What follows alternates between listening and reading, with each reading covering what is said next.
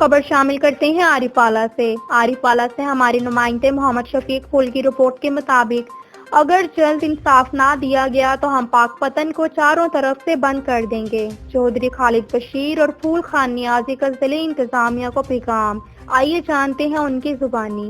जी जी मैं आज़ाद अहमद, मैं अपनी वाइफ को लेकर अपने साथ बाबा फरीद हॉस्पिटल डॉक्टर सलमान के पास गया। उन्होंने मुझे बताया कि आपकी वाइफ का ऑपरेट होगा और मैंने उनको कहा कि आप ऑपरेट कर दें। मेरी उनसे डील हो गई, उन्होंने ऑपरेट किया।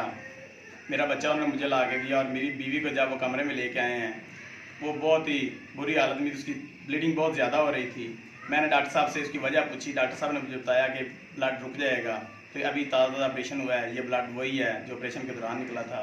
और जब 2 या 3 दिन लगातार मेरी वाइफ का ब्लड जारी रहा, वो चलता ही रहा, मैंने डॉक्टर साहब से 2-3 दफ़ा पूछा कि ये ऐसे ब्लड क्यों नहीं रुक रहा। उन्होंने बताया कि ये रुक जाएगा। वो दवाइयाँ वगैरह लगाते रहे, ब्लड ना रुका। 2-3 दिन बाद जब डॉक्टर सलमान साहब ने मुझे कहा, 2 दिन बाद तीसरे दिन उन्होंने मुझे कहा कि आप अपनी वाइफ को लेकर साहिवाल, उन्होंने मुझे कहा कि आप इसको लेकर साहिवाल चले जाएं। जब उनकी हालत बहुत ज़्यादा गैर हालत होगी, उन्होंने उस वक्त मुझे कहा कि आप इनको लेकर साहिवाल जाएं। और मैंने फ़ौरन एम्बुलेंस मंगवाई और मैं अपनी वाइफ को लेकर जब साहिवाल पहुंचा तो मुझे उन्होंने बताया कि आप अपनी बेगम को बहुत देर से लाए हैं। इनका जो इनके कट लगे हैं ना, उनकी यूट्रस पे या अंदरूनी जगह पे जो भी कट लगे थे, उस वजह से उनकी ब्लीडिंग बहुत ज़्यादा हुई है। इसका बचना बहुत ही मुश्किल है। लिहाजा मेरी आला काम से अपील है कि ये कातलाना जो मिशन डॉक्टर सलमान ने अपना बनाया हुआ है, उस पर हमें इंसाफ दिलाया जाए। मेरे बच्चों की माँ का उसने कत्ल किया है। मैं आला अफसरान से अपील करता हूँ कि मेरे साथ इंसाफ किया जाए।